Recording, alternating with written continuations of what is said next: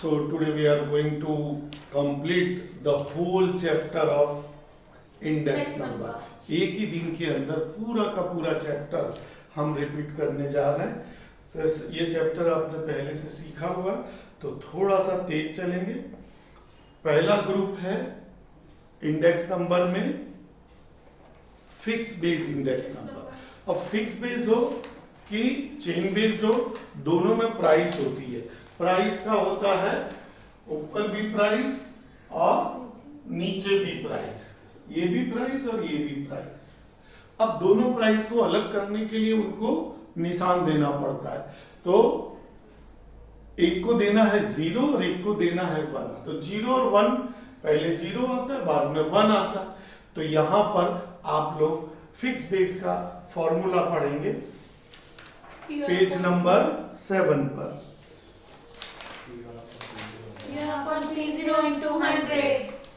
तो फॉर्मूला है value of the variable in the current year and value of variable in base year.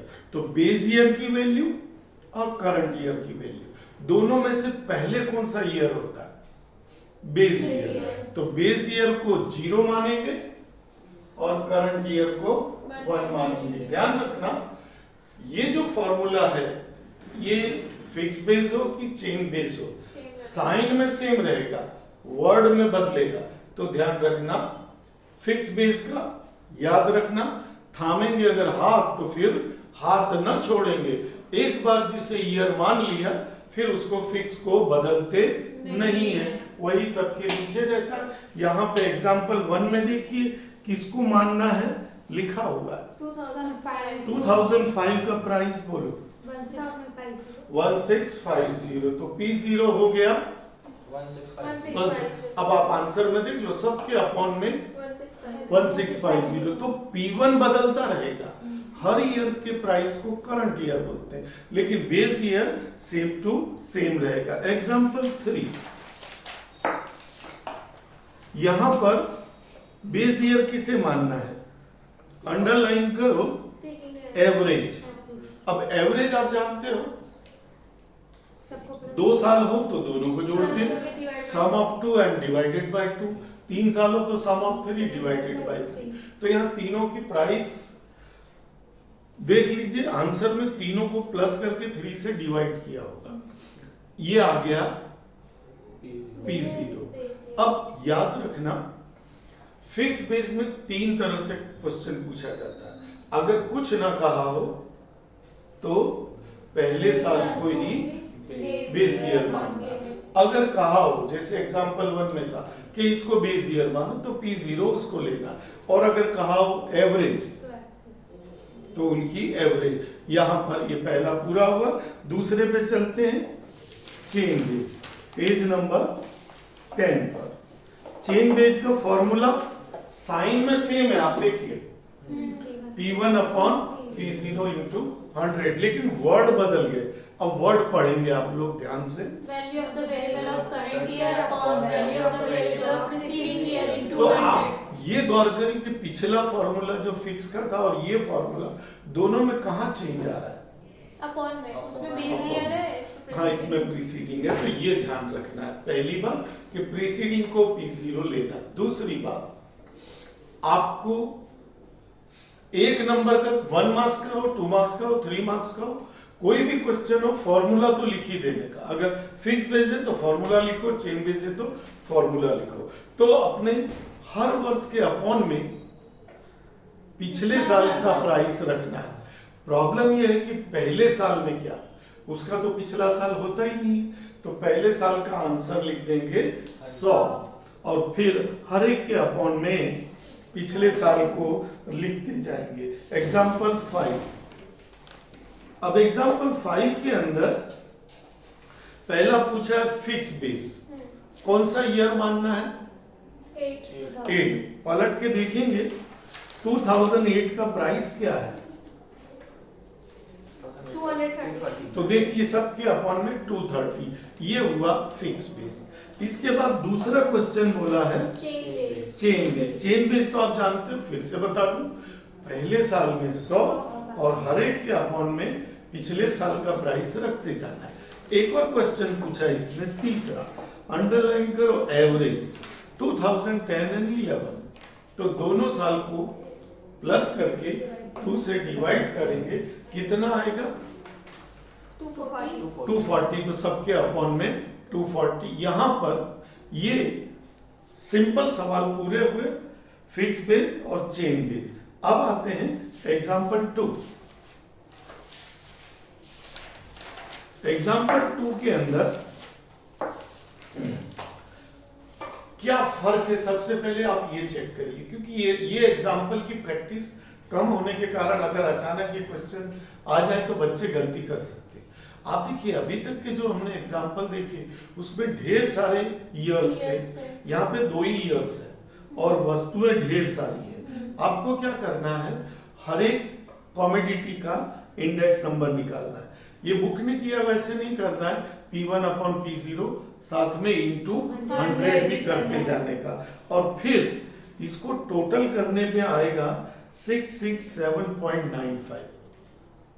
जब आप सबका 100 से इंटू करके टोटल करोगे तो 667.95 आएगा।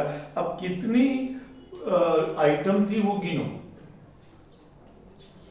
तो 6 से 6 से डिवाइड कर देने का, इसको कहते हैं जनरल इंडेक्स नंबर। तो ये क्वेश्चन थोड़ा सा अलग था। आगे चलते हैं एग्जांपल 7। अब एग्जांपल 7 जो है इसमें एग्जांपल 2 से थोड़ा सा ज्यादा। एग्जांपल 2 में क्या था, आइटम ज्यादा थी, वर्ष 2 ही थे।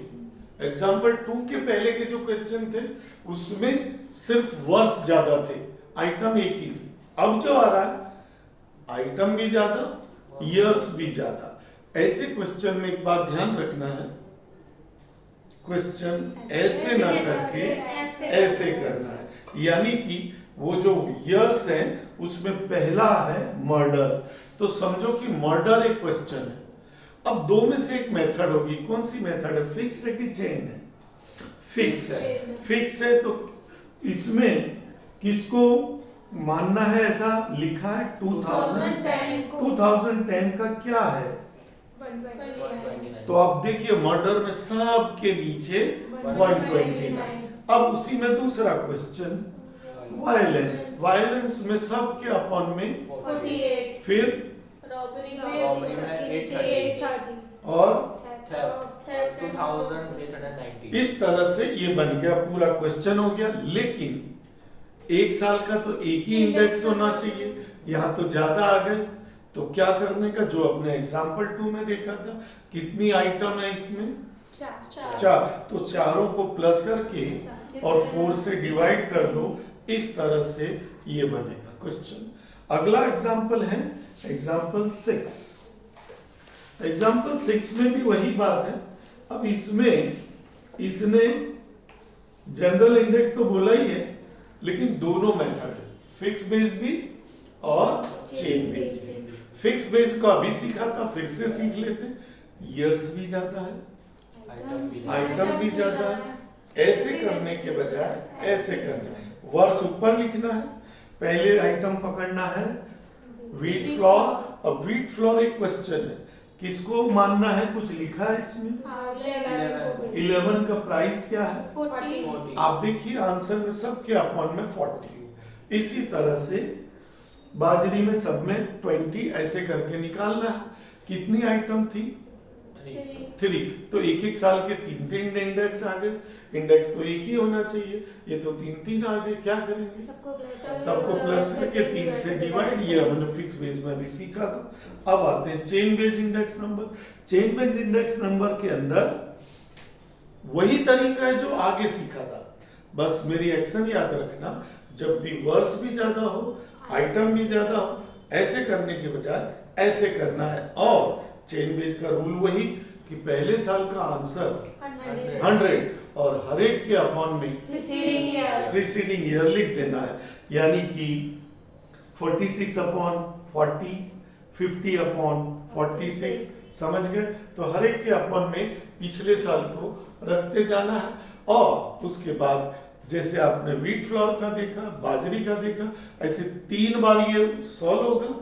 फिर 1 साल का तो एक ही इंडेक्स होना चाहिए।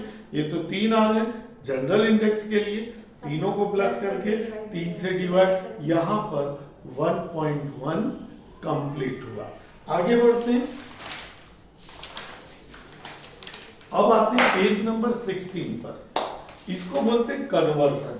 अब ये कन्वर्जन जो है ये बच्चों को बड़ा डिफिकल्ट लगता है और वो हमेशा ये सोचते हैं कि इसमें से क्वेश्चन ना आए। कन्वर्जन यानी क्या? अगर क्वेश्चन में फिक्स दिया है तो चेन में कन्वर्ट करो, और चेन में दिया है तो फिक्स में कन्वर्ट करो। इसको कहते हैं कन्वर्जन। याद रखना, पहला जो 1.1 था उसमें प्राइस थे, इसमें प्राइस नहीं होगा, इंडेक्स नंबर होगा। अब इसके फॉर्मूला आपको लर्न करने पड़ेंगे। तो पहले तो 16 पेज पर कन्वर्जन की हेडिंग पढ़ेंगे, conversion of the fix base into chain base. Fix को चेन में कन्वर्ट करना। याद रखना, ये 3rd नंबर पे कौन है वो याद रखना। फिक्स को चेन में कन्वर्ट। अब फॉर्मूला उसका लर्न करेंगे। Fixed base index number of current year upon fixed base index number of preceding year into 100. और वो जो सिंपल चेन बेस था वहां था Value value of the variable. Price, यहां पर है Fixed base. यहां पे इंडेक्स है, क्योंकि फिक्स के इंडेक्स को कन्वर्ट करना है। तो आपको इसमें भी वही बात है। अब यहां एक नोट लिखी हुई है। नोट क्या है पढ़ेंगे आप लोग। If the base year is not mentioned, then we will take the chain base index number for the first time as 100. देखिए, जो सिंपल चेन था उसमें तो पहले फर्स्ट ईयर का आंसर फिक्स होता है 100। यहां पर 2 आंसर होते हैं, कभी 100 रखना और कभी Base.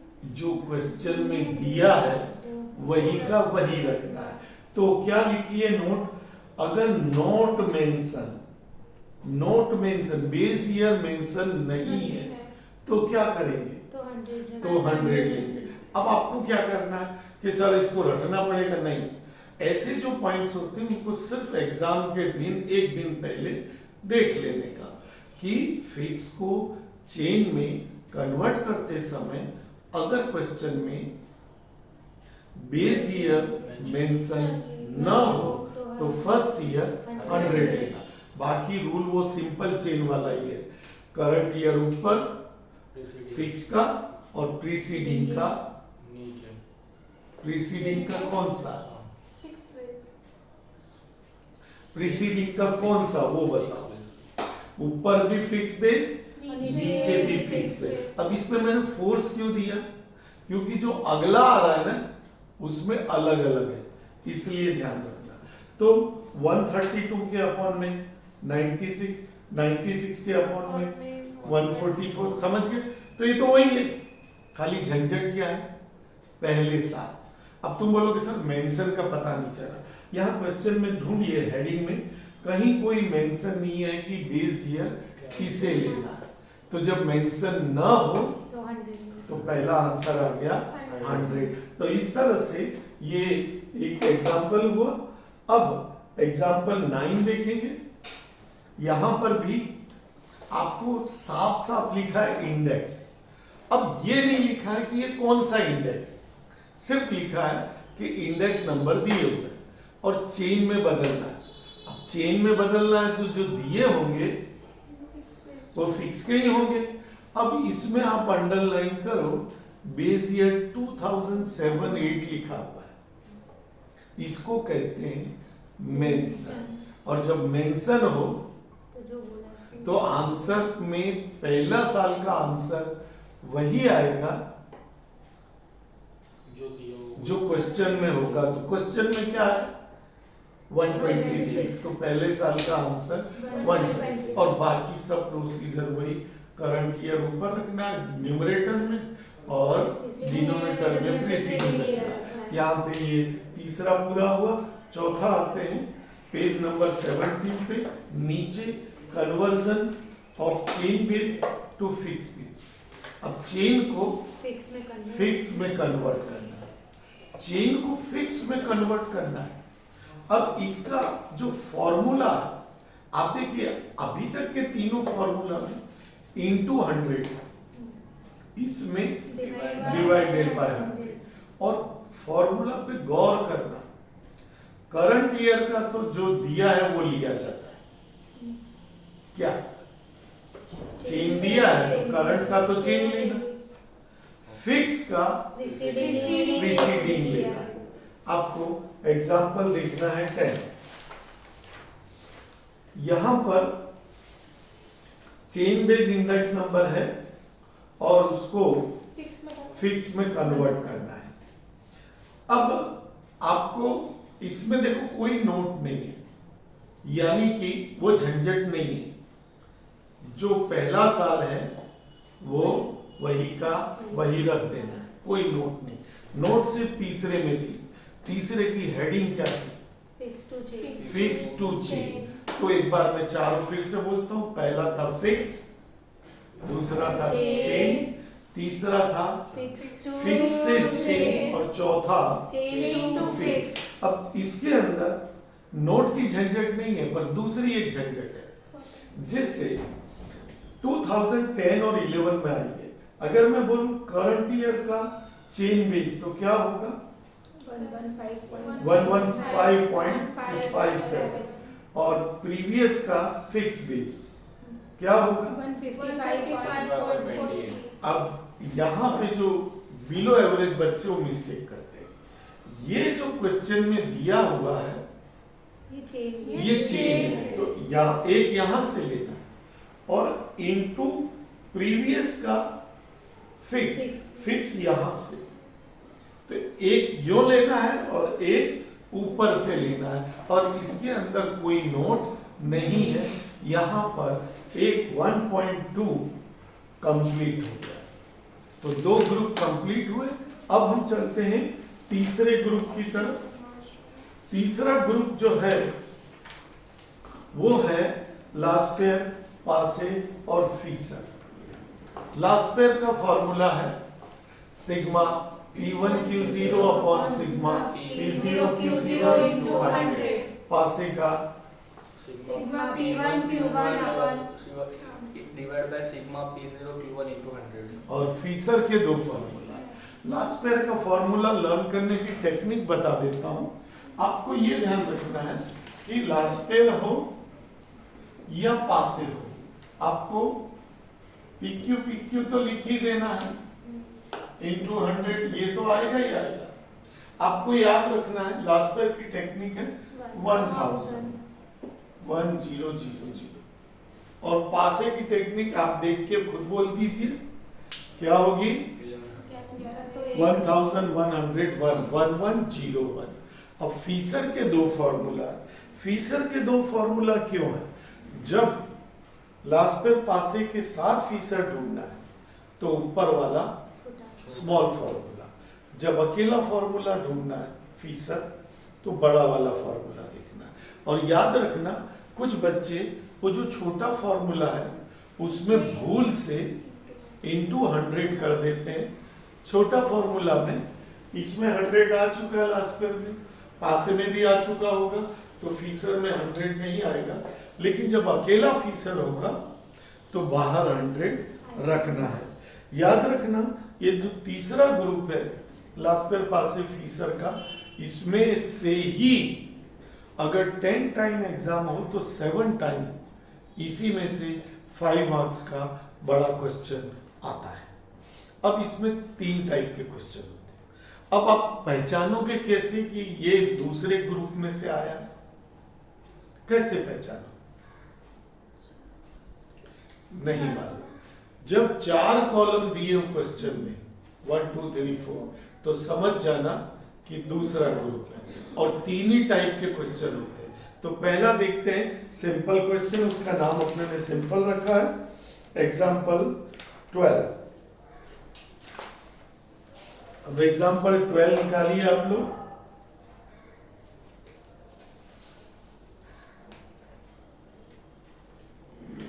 अब इसमें आप देखिए 4 कॉलम दिए हुए। ये जो यूनिट का कॉलम है यहां पे इसकी कोई वैल्यू नहीं है, वो बाद में बताऊंगा क्यों नहीं है।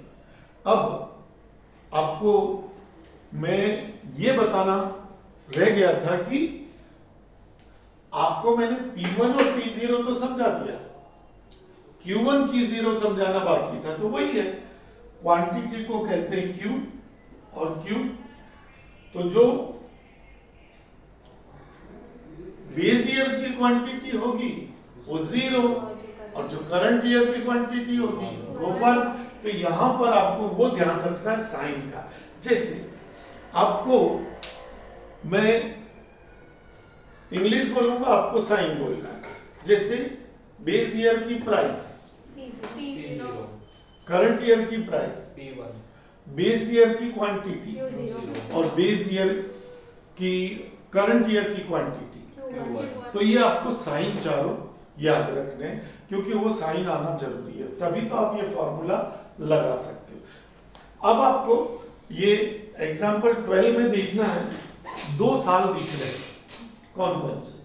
15, 16, अब सोचिए इसमें से पहले कौन आया है? 50, 15। तो बेस ईयर कौन हुआ? 15, 15। तो 15 के जो दोनों कॉलम है उसमें आएगा 0 0 और 16 के जो 2 कॉलम है उसमें आएगा 1 1। तो 15 में प्राइस को कहेंगे P0, और क्वांटिटी को कहेंगे, 0, और उसके बाद जो 16 में प्राइस है और क्वांटिटी है P1 Q1। अब आपको फॉर्मूला के हिसाब से कॉलम बनाना। लास्ट पेयर के लिए ऊपर चाहिए 10, 10 मतलब 1 0, 1 0 मतलब P1 Q0, बेवकूफ, P1 Q0, और नीचे चाहिए 0 0, तो दूसरा कॉलम चाहिए P0 Q0। अब पासे पे आइए, पासे में ऊपर है 11, 11 का मतलब P1, Q1, P1 Q1 और नीचे है 0 1, तो P0 Q1। देखिए चारों कॉलम हो गए, लास्ट पेयर का फॉर्मूला लगाएं। अच्छा, आंसर आने के बाद उसके नीचे जो एक लाइन लिखी हुई है, इसको हम बोलते हैं मुखवास। खाना खाने के बाद जैसे मुखवास खाया जाता है, ऐसे हर आंसर के नीचे मुखवास लिखना कंपलसरी है। जो 100 के ऊपर हो वही लिख देने का राइज बोलकर। जैसे 110 है, 110 है तो 10%। इसी तरह लास्ट पेयर हो गया, पासे हो गया। फिर मैंने कहा था फीसर के 2 फार्मूला होते हैं, अगर तीनों इकट्ठे ढूंढना है तो फीसर का स्मॉल फार्मूला ढूंढना है। याद रखें, मैंने कहा था इस ग्रुप में से ही 5 मार्क्स के क्वेश्चन आने के चांस है और 3 ही तरह के क्वेश्चन होते हैं। अगर इसमें से आता है तो आपका मार्क्स तभी कटेगा अगर आपने कैलकुलेटर का यूज करते समय कोई मिस्टेक कर दी, वरना मार्क्स कटने के कोई चांस नहीं है। ध्यान रखना, ये जो इसने करंट ईयर आगे दिया है, बेस ईयर बाद में दिया, ऐसा कोई फिक्स नहीं होता, तो घर से सोच के नहीं जाना। बस इतना याद रखना, प्राइस के लिए P, क्वांटिटी के लिए Q, बेस ईयर के लिए 0 0, करंट ईयर के लिए 1 1। उस तरह से आपको साइन नक्की करने की। इसके बाद हम चलते हैं दूसरा टाइप। दूसरा टाइप है यूनिट वाला। एग्जाम्पल 13। अब ये जो मैं तुमको बोला था कि यूनिट वाला मैं समझाऊंगा, ये वो है। ये जो क्वेश्चन है यूनिट वाला, many of the student thank God if this question is not asked in the examination, क्योंकि वो इससे डरते हैं। आपको इसमें 2 सेंटेंस याद रखने। पहले तो हमारे तीनों स्टूडेंट में से किसी को याद हो तो बताओ। Make all words equal. Make all words equal. रुको, वो पढ़ के बोलेगा और बाकी दोनों मेरा चेहरा देखेंगे। नहीं, फिर राइट Q0 Q1 और उसके बाद अगर if any number is shown in unit अगर column, यूनिट में कोई नंबर दिखाई दे तो प्राइस में डिवाइड प्राइस में डिवाइड डिवाइड करना। अब मैं आपको धीरे धीरे बोलता हूँ। सबसे पहली बात, मेक ऑल वर्ड्स इक्वल का मतलब क्या होता है? आपको ऐसे लिखना, ऐसे तीनों वर्ड एक जैसे हो गए। 3 वर्ड कहां से आ गए? एक यूनिट का वर्ड और 2 क्वांटिटी के वर्ड। तीनों वर्ड इक्वल होने चाहिए। अगर इक्वल नहीं है तो पहले इक्वल करो और उसके बाद Q0 Q1 लिख दो। लिखने के बाद अभी भी यूनिट में कोई नंबर दिखाई दे तो प्राइस में उसको डिवाइड कर दो। चलिए ए में आइए, क्या वर्ड्स इक्वल हैं? हाँ, देखो अब जो समझ में नहीं आया, तीनों जगह केजी है तो दोनों क्वांटिटी लिख दो 5 और 8। आंसर में आप देखते जाएंगे। अच्छा, यूनिट में कोई नंबर दिख रहा है? 20, तो 20 से दोनों प्राइस को डिवाइड कर। नहीं समझ में आया? बी में आ जाओ। क्या are all words equal? No. एक जगह क्विंटल है, 2 जगह केजी है। अब आपको ये 3-4 रिलेशन याद कर लेने हैं। क्विंटल, एक क्विंटल में कितने केजी होते हैं? 100 केजी। तो या तो तीनों जगह केजी करो या तीनों जगह क्विंटल करो। तो हम ये देखेंगे कि प्राइस बहुत बड़ी बड़ी है, तो हमें क्या करना है? क्विंटल को केजी में कन्वर्ट कर देना। तो यूनिट में जहां क्विंटल लिखा हुआ है वहां पे आपको मन में लिखना है कि यहाँ 100 केजी है। जैसे ऊपर था 20, ऐसे यहाँ 100 केजी है। क्या अब ऑल वर्ड्स इक्वल है? हाँ हो गया, आपने 100 केजी लिख दिए। तो आपको Q0 और Q1 लिख देना है। तो Q0 और Q1 लिख देना है 10 और 15। अब मेरा क्वेश्चन है कि क्या यूनिट के कॉलम में कोई नंबर नजर आ रहा है? हाँ, 100। तो 100 से दोनों प्राइस को डिवाइड करना है। नहीं समझ रहे हो तो थर्ड आ जाओ, सी। क्या ऑल वर्ड्स इक्वल है? नहीं। तो या तो केजी करो तीनों जगह या ग्राम करो। 1 किलो में कितने ग्राम होते हैं? जनरली बच्चों के मुंह से निकलता है 100 ग्राम। अब आप सोचो, बाजार में आप कोई वस्तु लेने जाओ तो आप हिंदी में बोलोगे 1 किलो और फिर बोलोगे 100 ग्राम। अब मैं पूछूं 1 किलो में कितने ग्राम होते हैं? अब नहीं बोलोगे 100 ग्राम। तो 1 केजी में 1000 ग्राम होते हैं और यहाँ सभी ग्राम 1000 से बड़े होते हैं। तो ग्राम को केजी में बदल दो। तो जहां ग्राम है वहां 1000 से डिवाइड कर दो तो हो जाएगा 1.2 केजी और 2 KG. Once again I ask the same question. Now are all words equal? Yes. तो आपको Q0 Q1 लिखना है। Q0 Q1 कौन सा लिखोगे? 1.2 और 2। अब दूसरा क्वेश्चन, क्या यूनिट में कोई नंबर नजर आ रहा है? नहीं, वहां तो कुछ था ही नहीं। तो P0 P1 वैसे का वैसा। D में सब एक जैसा है, चारों चार वैसे के वैसे। E में सब वैसे का वैसा। और लास्ट F, कहीं पीसीज है कहीं डजन है। या तो तीनों जगह पीसीज या तीनों जगह डजन। अब याद रखना, डजन और पीसीज जब भी नजर आए तो आपको एक रूल याद रखना, अगर पीसीज 12 के टेबल में हो तो उसे डजन में बदलना। अगर 12 के टेबल में नहीं हो, जैसे यहाँ पे 8 और 10 है, वो 12 के टेबल में नहीं है, तो आपको डजन को पीसीज में बदलना है। तो जहां डजन लिखा हुआ है वहां 12 पीसीज लिखते हैं। अब मेरा पहला question, are all words equal? Yes, now equal. तो 8 और 10 वैसे का वैसा। दूसरा क्वेश्चन, क्या यूनिट में कोई नंबर नजर आ रहा है? क्या? 12। तो 12 से दोनों प्राइस को डिवाइड कर देने का। इतना करते ही ये बन गया simple question. P1 P0 Q1 Q0। आगे के 10 का कॉलम 00 का, 11 का कॉलम 01 का कॉलम, लास्ट में पासे और फीसर लगाए।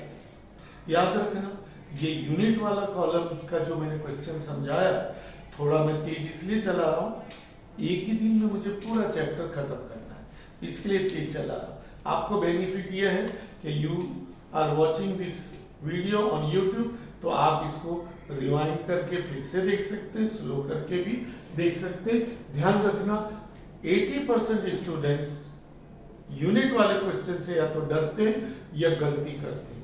तो जो मैंने 2 क्वेश्चन बोले जिसकी मदद से हम इसको सॉल्व करते हैं वो आपको ध्यान रखना है।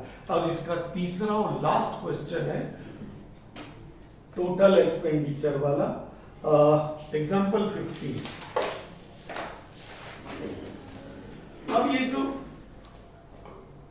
जो तीसरा और लास्ट है इसको अपने कैसे समझेंगे कि मिल्क के पाउच है और उनका प्राइस है और उसका टोटल एक्सपेंस है।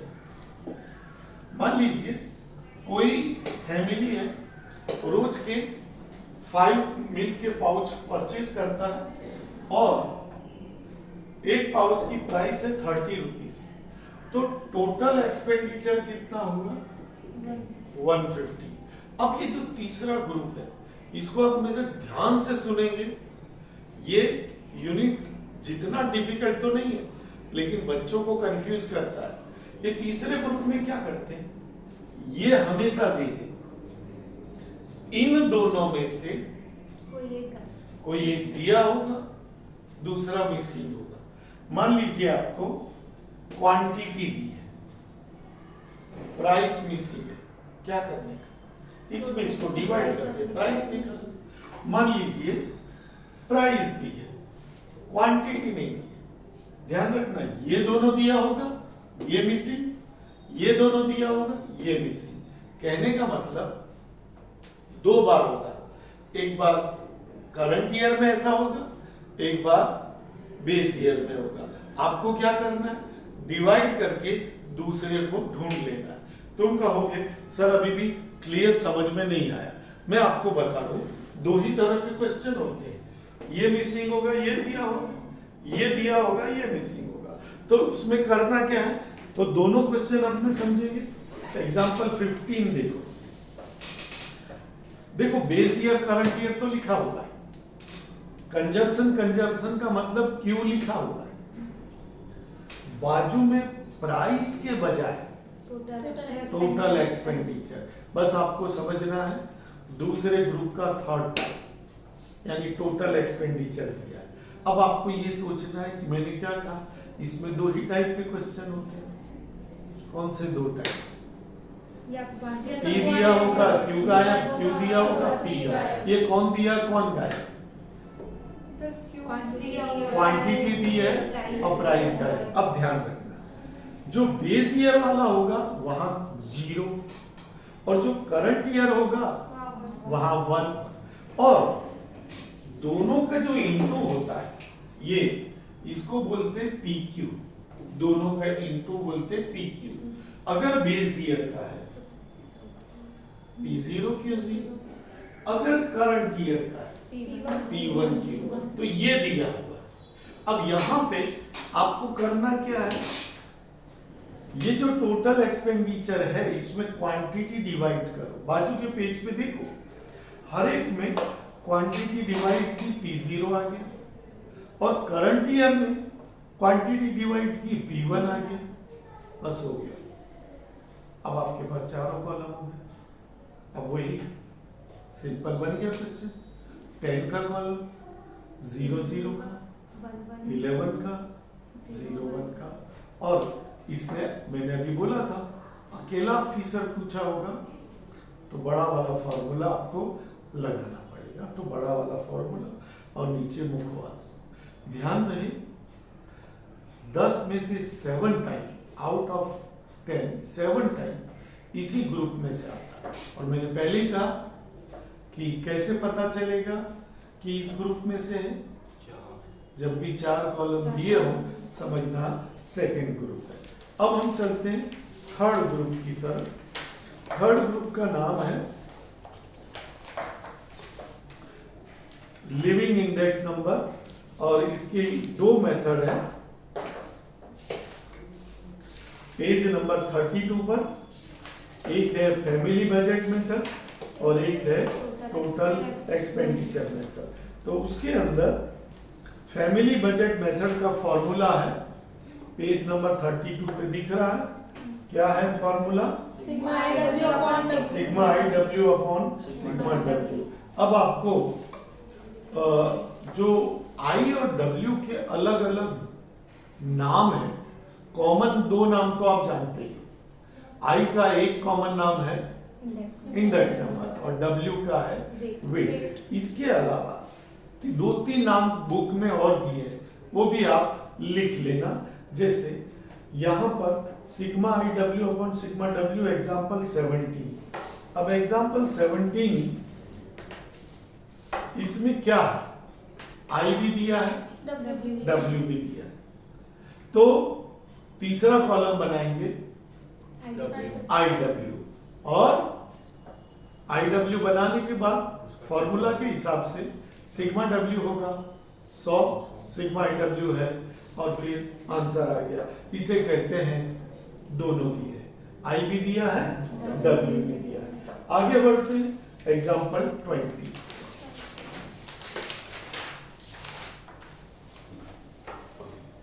अब ये जो क्वेश्चन है 20, यहां पर देखो वेट तो आप जानते हो डब्ल्यू, लेकिन वो जो परसेंटेज प्राइस रिलेटिव ये भी आई है। तो ये दूसरा नाम है जो आप कॉपी में लिख लेना कि इसका मतलब होता है आई। और आपको तीसरा कॉलम बनाना है आई डब्ल्यू, और फिर नीचे सॉल्व कर दिया। तो यहां तक तो ठीक था। अब इंपॉर्टेंट चीज ऊपर आ रही है, ऊपर पढ़ो क्या लिखा है। तो दो वर्ष दिख रहे, 2014 और 15। इसमें बेस ईयर कौन है? 14 और करंट ईयर कौन है? 15। अब बेस ईयर की इनकम दे रखी है 30,000 और करंट ईयर की इनकम भी दे रखी है 35,000। और एक सेंटेंस क्वेश्चन में पूछा है disposal income of the family to maintain the same standard of living. मतलब पहली बात आपको यह समझना पड़ेगा कि इंडेक्स नंबर क्या होता है। इंडेक्स नंबर जो है वो प्राइस के ऊपर डिपेंडेंट होता है। आपकी सैलरी कितनी भी हो, इनकम कितनी भी हो, आपकी जो जिंदगी चलेगी वो जो कॉमोडिटी है उसके प्राइस पे चलती है। एक देश है जिसका मैं नाम भूल गया, वहां पर इतनी ज्यादा भाव कीमतों के बढ़े कि लोगों को सिंपल 1 केजी 2 केजी कुछ खरीदना हो तो थैले में पूरी नोट भर के ले जानी पड़ती थी। तो कहने का मतलब ये हुआ कि प्राइस के ऊपर डिपेंडेंट होता है। तो यहां पर जो बेस ईयर है वो 2014 है और उसका इंडेक्स है 100। अब ये बात याद रखना कि बेस ईयर का इंडेक्स हमेशा क्या होता है 100, और बेस ईयर की इनकम कितनी है 30,000। इंडेक्स है 100 और इनकम है 30,000 और करंट ईयर का कितना है 134. अभी निकाला हमने 134.5. अब तुम बोलोगे यहाँ क्वेश्चन मार्क्स क्यों रखा? वो जो इनकम दी है वो है उसकी एक्चुअल इनकम 35,000 और ये पूछ रहा है कि पहले जिंदगी चलाने के लिए 30,000 चाहिए थे, आज भाव बढ़ गए तो आज वही जिंदगी जीने के लिए उसको कितनी इनकम होनी चाहिए। तो इन दोनों को इंटू करके इससे डिवाइड करा, बुक में देखो तो आया आंसर 40,350। तो आज उसे वही जिंदगी मेंटेन करनी है लाइफ स्टाइल, तो 40,350 चाहिए। तो क्या उसकी इनकम 35,000 वो सफिशिएंट है? नहीं। कितना कम है वो माइनस करके देख लेने का। तो ये हुआ दूसरा टाइप। इसके बाद आते हैं एग्जाम्पल 21। ये जो एग्जाम्पल है ये थोड़ा सा डिफिकल्ट है क्योंकि इसमें आपको एज्यूम करना है। अब ये जो एज्यूम करने वाले क्वेश्चन होते हैं, क्या ऐसा कोई चैप्टर है अकाउंट में भी जहां भी इस तरह से एज्यूम करना है? कौन सा? फर्स्ट फर्स्ट चैप्टर जो पार्टनरशिप का है उसमें भी इसी तरह से है। तो आइटम अपने ए बी सी डी और ई। अब यहां पर आपको पहले मैं आई के बारे में बताता हूं। तो ध्यान रखना, कभी भी परसेंटेज में इंक्रीज डिक्रीज हो तो 100 में प्लस माइनस करना है। तो आप ए बी सी का तो आप बता दो आई क्या होगा? 190 190 220 170 98 95। तो ये हुआ परसेंटेज इंक्रीज डिक्रीज सीख लिया। प्राइस में परसेंटेज इंक्रीज डिक्रीज हो तो आई मिलता, 100 में प्लस माइनस करके। अब आता है डब्ल्यू। अगर आई है तो दूसरा फिर डब्ल्यू होगा, आपस का रिलेशन। याद रखना, बहुत से शिक्षक ये बोलते हैं कि सिग्मा डब्ल्यू हमेशा 100 होता है, 100 होता है। हमेशा नहीं होता। जब भी पांचों पांच डब्ल्यू परसेंटेज में दिए हों, only in that case sigma W will be 100, otherwise कुछ भी हो सकता है। अब यहाँ पे एक दूसरे का रिलेशन वेटेज दिया हुआ है। ऐसे क्वेश्चन में आपको ये देखना है कि सेंटर में कौन सी आइटम है। A is 4 times, then B, C is 6 times, then A, D and E half 2.5 times of B। अब आप सोचिए, A डिपेंडेंट है B पर, C डिपेंडेंट है A पर, और D और E डिपेंडेंट है B पर। तो गौर से देखेंगे तो B सेंटर में है, तो B से स्टार्ट करने। तुम्हारा क्वेश्चन होगा सर हमने किसी और से स्टार्ट कर दिया तो सारे नहीं मिलेंगे। जब सारे ना मिले तो समझ जाना कि आपने गलत किया है। तो आपने को जब सारे मिल जाए तो आपने सोचना है कि सही माना है। अब B से स्टार्ट करना, B को 1 मानो। सब 1 क्यों मानो? कुछ भी मानो, कोई फर्क नहीं पड़ता। क्यों? जैसे अमुक कंट्री ऐसी होती है जहां पे क्रिकेट की सिक्सर ज्यादा लगती है, अमुक कंट्री ऐसी होती है ऑस्ट्रेलिया जैसी, वहां सिक्सर बहुत कम लगती है। क्योंकि ऑस्ट्रेलिया के जो मैदान होते, ग्राउंड होते हैं, वो बड़े होते हैं, न्यूजीलैंड के ग्राउंड छोटे होते हैं, तो सिक्स ज्यादा लगती है। क्योंकि वो जो बीच में प्लेयर खेलते हैं वो पिच का रूल्स है, ग्राउंड का कोई रूल्स नहीं है।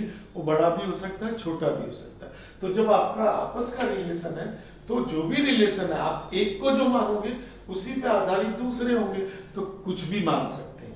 अब आपको क्वेश्चन पढ़ना है। पहला क्या लिखा है? A is 4 times। तो जो B को 1 माना है, इसमें टाइम का मतलब होता है इनटू 4। फिर C is 6 times 6, A का 6 टाइम, तो इससे 6 से इंटू कर दो। 22 और D and D और E B का हाफ है, 2.5, तो ये होगा 2.5। क्वेश्चन हो गया। तुम्हारा कॉन्फिडेंस बढ़ाने के लिए एक और दूसरा तरीका, मान लो B को हम 2 मानते हैं, याद रखना कुछ भी मानो आंसर नहीं बदलेगा, बस रिलेशन सेम होना चाहिए। इसका 4 टाइम, इसका 6 टाइम और इसका 2.5 टाइम। अब बच्चे 4 टाइम तो फटाक से निकाल लेते हैं, 2.5 टाइम तो घबरा जाते हैं। 2.5 से इंटू कर दो इसको, इससे भी आंसर वही आएगा, इससे भी आएगा। एक और ले लेते हैं, मान लो B को 10 मानते हैं, इसका 4 टाइम 40, इसका 6 टाइम 240, इसका 2.5 टाइम, तीनों से आंसर वही आएगा। तो ये क्वेश्चन थोड़ा सा डिफिकल्ट लगता है जो मैंने आपको समझा दिया। अब आप इसको देखते हैं, आगे बढ़ते हैं। ये जो हमने देखे ये थे दोनों दिया, जैसे शोले में कहते हैं मौसी भी तैयार है, बसंती भी तैयार है, मरना कैंसर, आई भी दिया है, डब्ल्यू भी दिया है और आपको सॉल्व करना है। आगे बढ़ते हैं, एग्जाम्पल 11।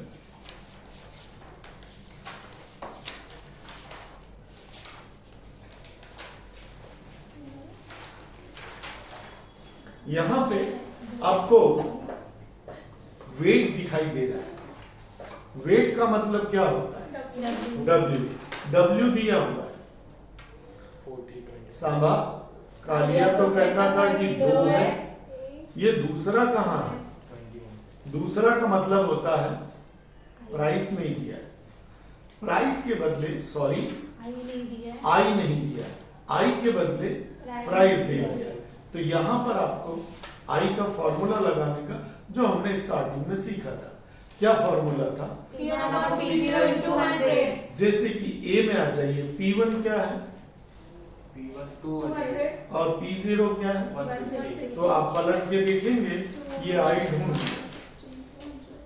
जैसे ही आपने आई ढूंढा ये बन गया मौसी भी तैयार है, बसंती भी तैयार है वाला क्वेश्चन, यानी डब्ल्यू दिया है, आई नहीं दिया है, तो ये दूसरा टाइप हो गया। इसके बाद एग्जांपल 16।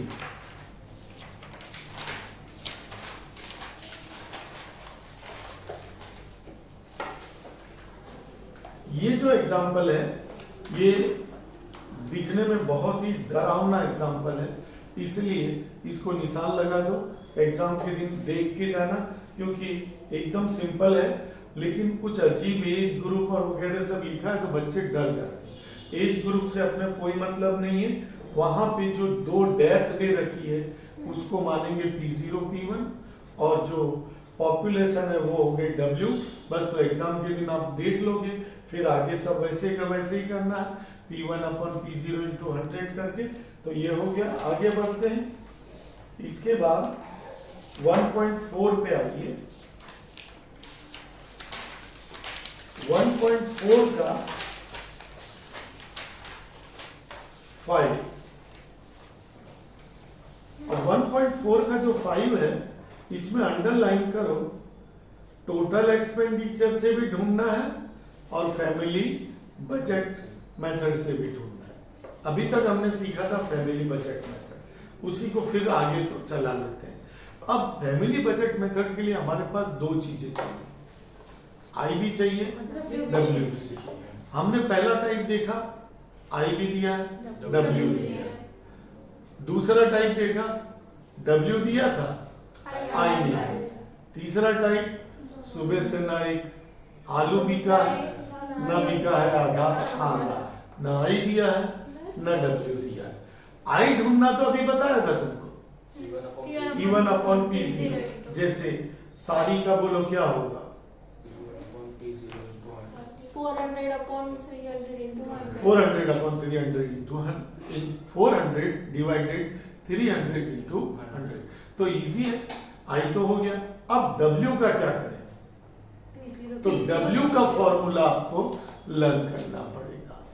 तो P0 Q0 कहते हैं डब्ल्यू का फॉर्मूला। तो ये हो गया। जैसे पहला डब्ल्यू क्या होगा, तो यहाँ पे साइन नक्की करते हैं। जैसे क्वांटिटी को क्या कहेंगे? Q0। जैसे 2010 की प्राइस को क्या कहेंगे? P0 और फिर प्राइस को कहेंगे। P1। तो W का साइन होगा P0 Q0 से निकालना है W, फिर दोनों आ जाएंगे, फिर I और W से सॉल्व करना। अब आता है टोटल एक्सपेंडिचर। तो टोटल एक्सपेंडिचर दूसरे ग्रुप में जिसको हम लास्ट ईयर पासे कहते थे उसी को यहाँ पर टोटल एक्सपेंडिचर। अब लास्ट ईयर में दोनों क्वांटिटी में से कौन नहीं होता है? Q1 नहीं होता। तो अगर Q0 दिया है क्वेश्चन में तो लास्ट में, और अगर Q1 दिया है तो 90% जनरली Q0 ही दिया होता है। देख लो यहाँ Q0 दिया है तो लास्ट पेयर को लगाने का। लेकिन यहाँ लास्ट पेयर नहीं बोलेंगे, टोटल एक्सपेंडिचर। और आंसर दोनों मेथड से सेम ही आएगा। तीसरे ग्रुप में 3 टाइप खत्म हुए। पहला था आई और डब्ल्यू दोनों दिया है, दूसरा था डब्ल्यू दिया है, आई नहीं दिया, तीसरा है आई और डब्ल्यू दोनों ही नहीं दिया। आगे बढ़ते हैं, इसके बाद आइए एग्जाम्पल 18।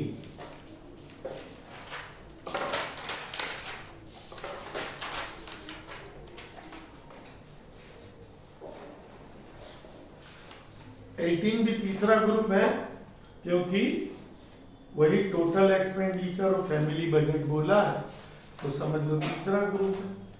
अब ये क्वेश्चन में क्या खास बात है, तो ये क्वेश्चन में है यूनिट वाला कॉलम, जो कि अभी थोड़ी देर पहले ही हमने सीखा था, यूनिट वाला कॉलम। तो वो यूनिट में जो हमने सीखा था वही का वही यहाँ पे नॉलेज, बस पहले आपको साइन नक्की कर लेना है। जैसे क्वांटिटी 14 की है उसको कहेंगे, फिर प्राइस है उसको कहेंगे, और फिर प्राइस है उसको कहेंगे। अब आपको ये देखना है पहला क्वेश्चन कि क्या वर्ड इक्वल है, नहीं, एक जगह क्विंटल एक जगह केजी, तो क्या करेंगे, जहाँ क्विंटल है उसकी जगह 100 kg। तुम बोलोगे सर मैंने मान लो भूल से 35 केजी की जगह 0.35 क्विंटल कर दिया तो कोई फर्क नहीं पड़ता, आंसर वही आएगा। बस ध्यान रखना है यूनिट में क्विंटल क्विंटल ही रहेगा, कोई नंबर नहीं दिखेगा तो P0 P1 में डिवाइड नहीं करेंगे। यहाँ पर आपको 35 केजी है और क्विंटल की जगह मन में लिखना है, तो अब 100, अब वर्ड इक्वल हो गया, यस, तो 35 Q0 लिख देंगे। दूसरा क्वेश्चन, क्या यूनिट में कोई नंबर है,